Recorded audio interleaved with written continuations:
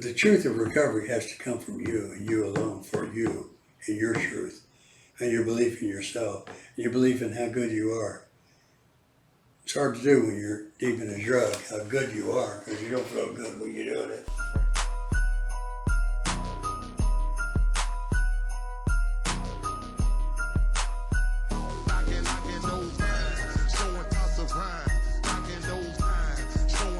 Because I love motivating, inspiring people with positivity in my experience.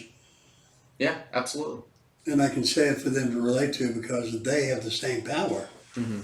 All of us does. All of us do. All of us does. All of us have. Who's your favorite stand-up comedian in your life? My favorite stand-up comedian, Eddie Murphy. I love Eddie Murphy. I think he's delirious. I love that.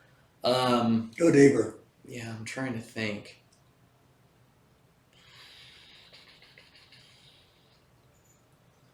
I'm trying to think. That's good. Yeah.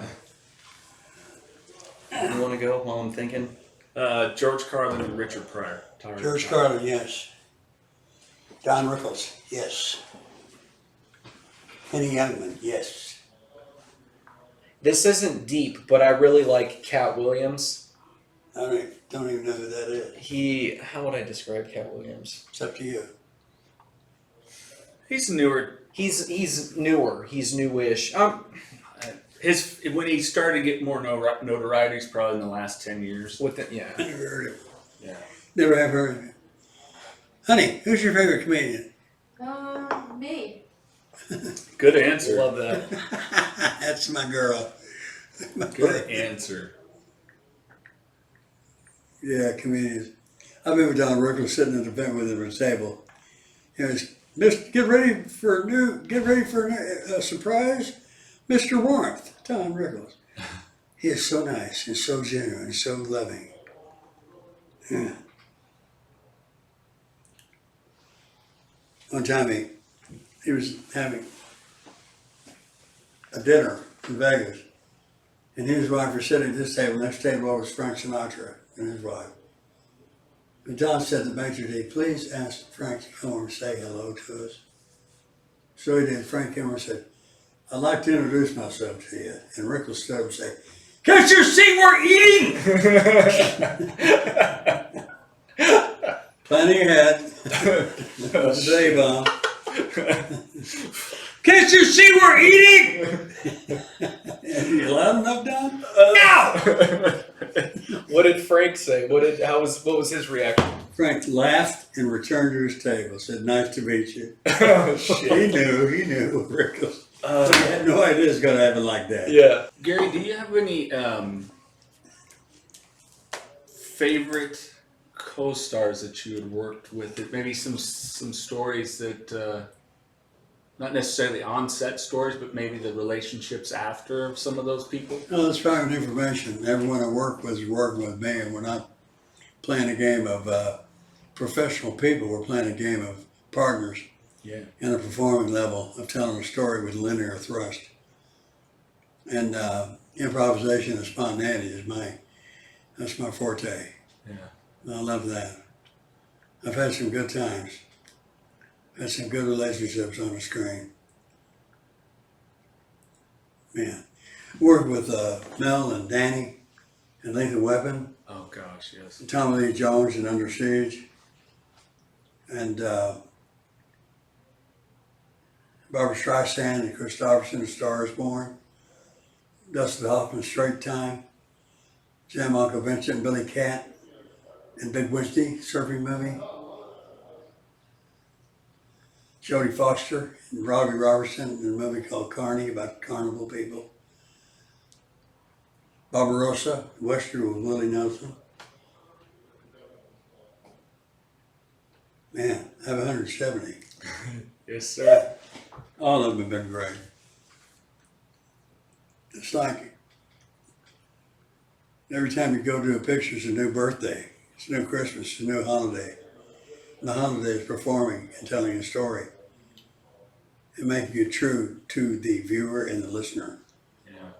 Affecting them with it in a motivational way to help them get a message of truth and honesty that will move them on in a better way. Yeah. one of the roles that stands out for me was that of Pappas in Point Break. Point Break, Pappas. Uh, He was the renegade FBI guy. That was so much fun. Catherine Bigelow, great director. And Swayze and Cano, John C. McGinley, Johnny Feldman, Jesse Bo Jesse, Surf Boys, yeah. Glory Petty. Oh, yes. Yeah, that was beautiful. That was a beautiful experience. Said and had by all, and it was a rap party. After Point Break, the Swayze, my brother, God bless you, Patrick, and my name is Jesus Christ. So be it. He wouldn't get off of me to take me skydiving. And I said, I'm not going skydiving. A renegade FBI guy. He said, no, that's a movie. I mean, now. So he talked me into it. I gave him my word of honor. And we're both from Harris County, Texas. That's Houston and Goose Creek. That's your honor. So I picked him up at 4 a.m. Took him to Paris Valley, California, near on the edge of the desert. Went through 6 hours of ground school to learn the formation. I did accelerated free fall, which means at 13,000 feet. Left the plane on my own. Had a jump master on each side of me telling me coordination of my form, falling. You fall at 124 miles an hour. But you don't feel like you're falling. It's amazing. I fell 9,000 feet in 55 seconds. Altimeter here. So I pulled my ripcord and went up and felt like I conquered the world. And a chute is a rectangle, and you have toggles here and here. Pull this way, you go this way. Pull this way, you go that way. And you see, finally, you're coming down, you see the circle on the ground was 25 feet apart. That's the drop zone. And you're hit there. And when you hit there, when your feet are 12 feet off the ground, you pull both toggles down, the chute goes up, and you land like that. It was incredible. It was skydiving orgasmic, which has nothing to do with copulation or fornication. It has to do with every nerve on your body receives a stimulant of the power of love. Yeah. I want to go right up again, but they said, no, you're not allowed. So I ended up doing 8 skydives. That's awesome. Then I said, okay, it's done. That's awesome. Man, if you want to cross the line and separate the man from your boy, skydive. And do accelerated free fall. Don't do tandem where you're out with somebody. Right. I'm going to keep that in mind. What do you got, Mikey? I got one for skydiving, but I want to read it first. I want to read the Buseyism for fear, feeling exposed and rejected. Well, that's her definition. Mine is false evidence appearing real. Yeah. You're in fear yourself. People in fear are. You know, don't do that. Just do it. Mm. Just do what you're afraid of. You'll find out, why was I so afraid? Yeah. It's part of the emotional dinner. Gary, Yeah. when you put together a character like Pappas or any of your other characters, what is your process from script to what you put on screen? I read the script and read the scenes to see what the purpose is of the scenes. And it gives my performing chef the ingredients to build the character. Mm. And Pappas was, he wasn't normal. He just wasn't normal. And they saddled him with this California, with this university quarterback named Johnny Utah, Yeah. some punk kid. Anyway, that was a collaboration that was beautiful. Keanu was 21, I was in my 40s Yeah. or 50s. And Swayze was Swayze. Right. It was fantastic. So automatically sculptured without using your hands or your fingers. Yeah. It was beautiful. What does it mean to you that you have so many films that are, like Mikey mentioned, Rookie of the Year. Rookie of the Year, the Buddy Holly story, Point Break, and so many others that continue to have a life to them to new young audiences. Do what? New young audiences. So, younger people are finding them. Like, my kids are. Such as my nephews. Yeah. Well, demographics for my movies have been from 18 to 45 to 55 to 60. Mm-hmm. Because that's the ingredient of the movie that pulls them in. Yeah. Oh, sorry. That brings them in to see it. Mm-hmm. Plus the PR and the trailer. When you see a trailer that's so good for a movie, watch out. That might mean the movie's not as good as the trailer. Mm-hmm. But they have an art in doing that, so Sure. let them do it. Let them have it. Let them do it. Where you are now may not be where you came from. The choices you make today may spiral out of control or spin you in the right direction. Discover a riveting, true story of how Carlos Vieira nearly destroyed his life and lived to tell about it. Stand up, stand firm, believe, make it happen, and live through the madness. Knocking doors down along the way. And don't miss others telling their powerful stories on our podcast. Visit kddmediacompany.com. We did have some fun little talk about the random questions before recording. Do you want to tackle a couple of them? Why you use the verb tackle? I don't know. Just with the I'll one figure it that out. came to my head. Did you play football? No, sir. I was basketball and baseball. Huh? Basketball and baseball. Oh man. I did that movie for Chicago Cubs Rookie of the Year. God, what did I learn? I learned so much about the art of that. I bet. Athletic art. Whoa, man. What position you play in baseball? Catcher, pitcher, and left field. Wow. When my son was playing baseball in high school, we'd see the Dodgers when Mike Scioscia was playing catcher. And we went to Lowry's Beef after the game. And he said, the best way for your son to make money in a professional show is catcher or relief pitcher. They make the money. That's being a catcher back there. Everything's coming at once, Yeah. But it's catcher, the position in baseball, people don't realize how much control of the game the catcher actually has. Well, the catcher, he does control the pace with no emotions. Mm-hmm. I know that. And who was really good at that was Earl Hershiser with the Dodgers, number 55. True. Who's been your favorite pitcher in your growing up? Probably Nolan Ryan. And then Mark Eichhorn, who is the one-handed pitcher, because he actually played at the same Little League park that I did as a kid. And when we had the big earthquake. Well, that's a familiarity. That's not the best pitcher. Mm. That's a family familiarity. Yeah, I think it was because he was so generous to me personally with his time that he just found a place in my heart. But Nolan Ryan, yeah, that's good. Yeah, Nolan Ryan was inspiration for sure. For sure. I remember when I met Brian Durham. He was a baseball event. He was a guy that would throw the ball over the backstop. He was funny. I never know where it's going to go, Gary. I just always. Good luck. Batters come up with full body armor. Okay, we're ready. I like Brian Wilson. Do you remember Brian Wilson from the Giants? Beach Boys. With the beers? Oh, I meant with different one. He had the big beard. He just had a presence. He was a relief pitcher. He had a presence, and then he'd strike you out, turn around, and just did his little. I don't recall him. Yeah, I liked him. He was one of my favorites. Uh, Being from Texas, were you are all your favorite teams Texas teams? No. Such as No? No, my favorite team in college football since I was in third grade was Oklahoma University. Oh, Oklahoma. Okay. Still is. Yeah. No. What about your favorite NFL team?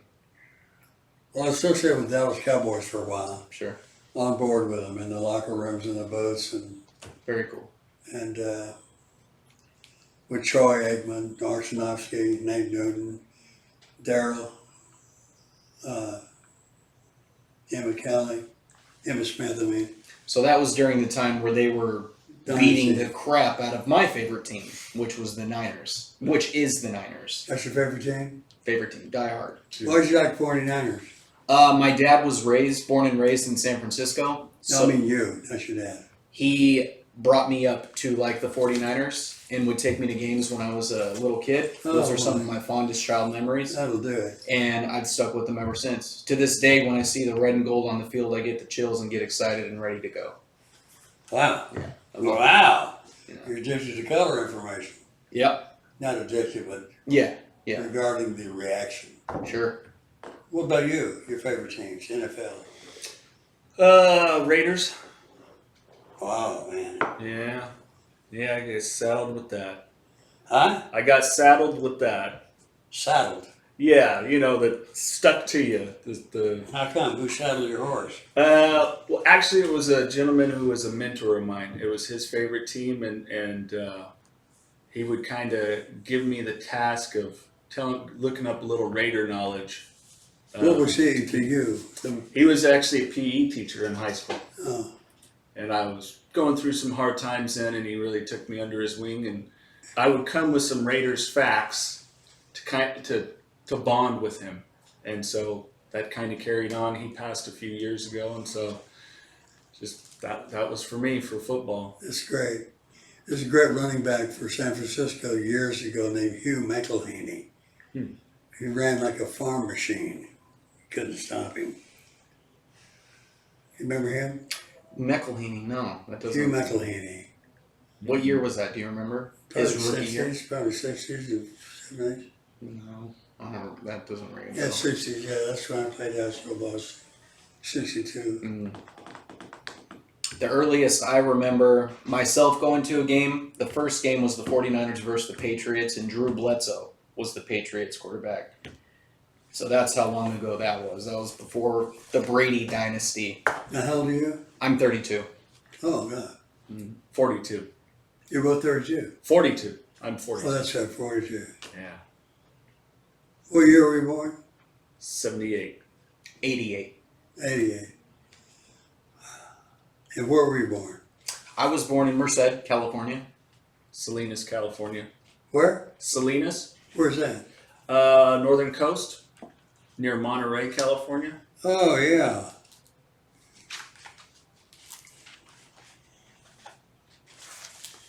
Here's a musician that starts this chapter. It's picture Mel and I with Ori and Gracie rehearsing for the fight in Lethal Weapon. I'll be damned. Yeah. Have you guys got a book? No, sir. Didn't get You it. ought to get one. It costs $20. I got them here to sign. Sure. I got the cards 20 for income tax and SAG. Sign it to you personally. Okay. Very cool. Very cool. Was that a fun, Mr. Joshua, was that a pretty fun role to tackle that stuff, the martial arts? Oh my God, yes. We did 4 martial arts. We had Taekwondo, Capoeira, Judo Jiu-Jitsu from Brazil, and a martial art created in prison cells for close quarter fighting. Full speed, 4 nights in a row from 5 p.m. to 5 a.m. And the rain that came, not rain, but water that came out of a fire hydrant. And the drops were that long and like big as your finger, and they hit you like bullets.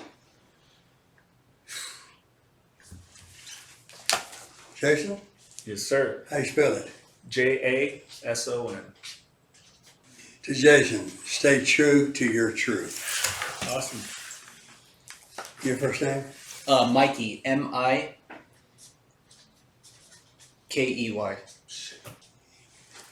The Mikey. God bless you when you were born. Thank you. Thank you. 5150 is power. The power to overcome. The power to persevere. The power to set your life on a course for success. When you're faced with the challenges life throws at you, you focus and do what is needed to go beyond what is required.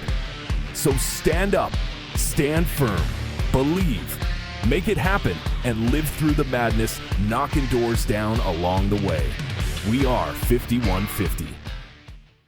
What do you think is your greatest achievement besides dealing with us? Say it again. What do you think is your greatest achievement besides dealing with us? Nothing I've done is an achievement unless I've accomplished something first. If you could have one superpower, what would it be? I already have it. It's called love. What is something about you that people would be surprised to learn? Everything. Everything. It's easy. Yes, sir. What advice would you give to your previous boss if you could? I said, the advice I have for you is to keep treating your employees like you treated me. And this is not advice. This is not advice. This is a compliment to you, sir. What was the last song you listened to that you put on yourself, not on the radio, that you played stereo, radio in the car, iPod? It's a group from Australia called Crowded House. Okay. It's called Natural or Natural. All natural? Yeah. Do you have a favorite movie or music album? Favorite movie? Oh, they're all favorites, but I think my favorite all-time movie happened when I was 12. It was Walt Disney's animated picture, Peter Pan. Yeah. Because when I saw that, I made a decree to myself that I'm not going to grow up. You're obviously a fantastic actor. Who is your favorite actor? My favorite actor? Or actress? Either or. So many. Yeah, I know. I have to say all of them. All of them? Yeah. Yeah. Growing up, did you have a favorite musical group? Was there any one that you were more interested in than another? Buddy Holly, Elvis, the Beatles, the band, and the Beach Boys. I'm sure you probably have a good amount, but what are your top favorite movies that you've ever seen that you may not have been in? Just Samson and Delilah, 1949, with Victor Mature and Hedy Lamarr, Cecil B. DeMille. Touch of Evil, Orson Welles, black and white, directed it, starred in it, Looking for a Murder. He had Charlton Heston, Janet Leigh, Marlene Dietrich, Oh, yeah. Dennis Weaver, a bunch of Hispanics that run a motel. The third one would be Dances with Wolves, because I'm Native American, and Kevin Wintered His Hair, Roddy Grant, Graham Greene, Mary McDonald, and Steve Zacchaeus, all of them. And then La Femme Nikita was a film made in France with Anne Pollard, with Luc Besson. And the fifth one, Sling Blade, with Billy Bob, and the fourth one, Casablanca. Fifth one, African Queen. The sixth one will be Wizard of Oz. Wizard of Oz, yeah. When everyone speaks about loving Wizard of Oz, they seem to have a different reason. What reason did Wizard of Oz stand out for Because you? I thought wizard. I didn't know it was wizard. I thought it was lizard. And I was really wanting to see that lizard. You were waiting for the lizard, Look at and it. it never came. It came in the form of a wizard. I It said, came what in a the form of a green looking wizard that is a lizard. I was waiting to hear Peter Pan. Peter Pan wasn't in the top 5? Number one. Number one. Oh, well, not that one. That list I gave you. That's the movie that inspired me the most when I was young. Peter Pan, voice of Bobby Driscoll. Yeah. Written by James Barrie from England. He wanted to write a story for kids that they could get into and love, and that's what he did, and the kids did, and still do. Yeah. It's one of those timeless stories. It just is. I know I've taken my kids to Disneyland and we've done the Peter Pan ride, when they were smaller and they had no idea what it was. And then here we are, we're sitting watching. Have you seen the animated movie? Yes, they have now. That's the one that counts. Yeah. No, I agree with you. What about you? Your favorite movie? Star Wars and Jaws are a tie. Okay, you? A Bronx Tale. Oh, I love that movie. with De Niro? De Niro played the father, yeah. Yeah. That's good. All pretty much Blow, Casino, Let's blow. Blow with Johnny Depp and Penelope Cruz. Didn't see that. Yeah, and then Casino, of course, with Nero Pesci. Goodfellas. I like those old time gangster movies. Just always You sound like an East Coast kind of guy. born and raised in the West Coast. Makes sense. Yeah. And I love just the science fiction, fantasy, and things of that nature. And Like what? with Star Wars, Star Trek, How about old ones? Like it came from beneath the sea. for me, a lot of the early ones after Star Wars, Star Trek would have been 20,000 Leagues Under the Sea, The Black Hole. That got me into Jules Verne as a kid. So What? 20,000 Leagues Under the Sea, Oh, yeah. seeing the Disney movie. Boy, And then Jaws just scared the shit out of me. It was the first time I ever felt really frightened, and my imagination went to the How old were area you? of feeling 4, 5. wow. Yeah, That's young to be playing with sharks. yeah. So, you know, They have a show tonight on KODC called Sharks in Australia. Got Barrier Reef. fascinating creatures. And if you could travel anywhere in time, forward, back, you would stay right where you're at. Correct? Who said that? I'm asking. Oh, no. That's wrong. I put my faith in a time machine from heavenly power and go anywhere it sent me. What goes through your mind when you're stopped in traffic? Los Angeles, it's inevitable. That's fun. But what Part do of you the fun think? of it? I have great CDs in my car. Mm, I have a phone. yeah. That just comes with the dinner. So you keep yourself busy. Just stop at a light. Oh well. Gridlock. What are you gonna do? Green light go, red lights off. Well, Mr. BC, anything more you'd like to say about the book we didn't discuss? I'd be interested to know. Well, the book has everything I've been through in it. It's a motivational and inspiring book. It doesn't pull any punches. And it is very, very deep in its meaning.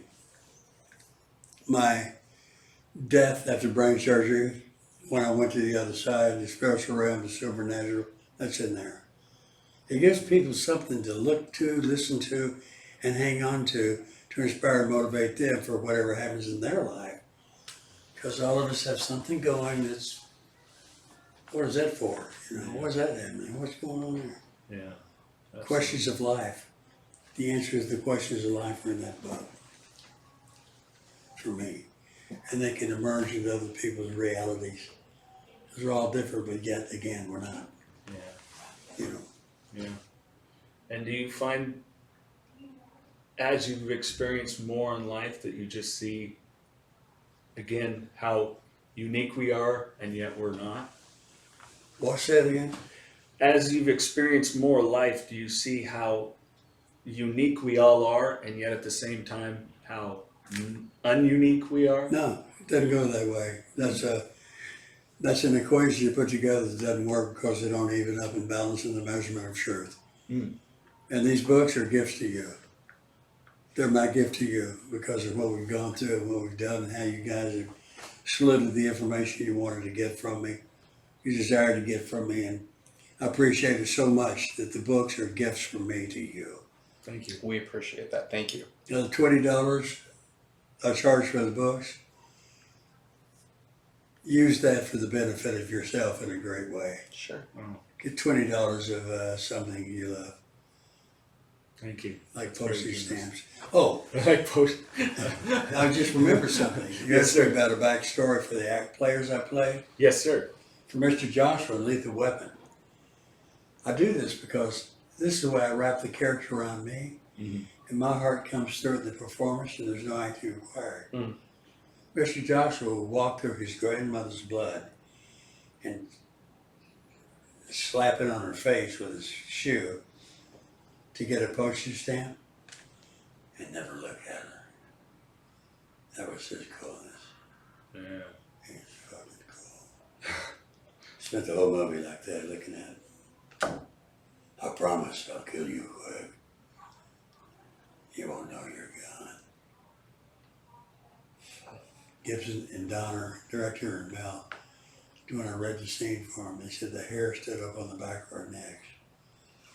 It's fuck cold because it was very simple, like a soft wind with razor blades in them. Okay. Have you ever have any more to ask?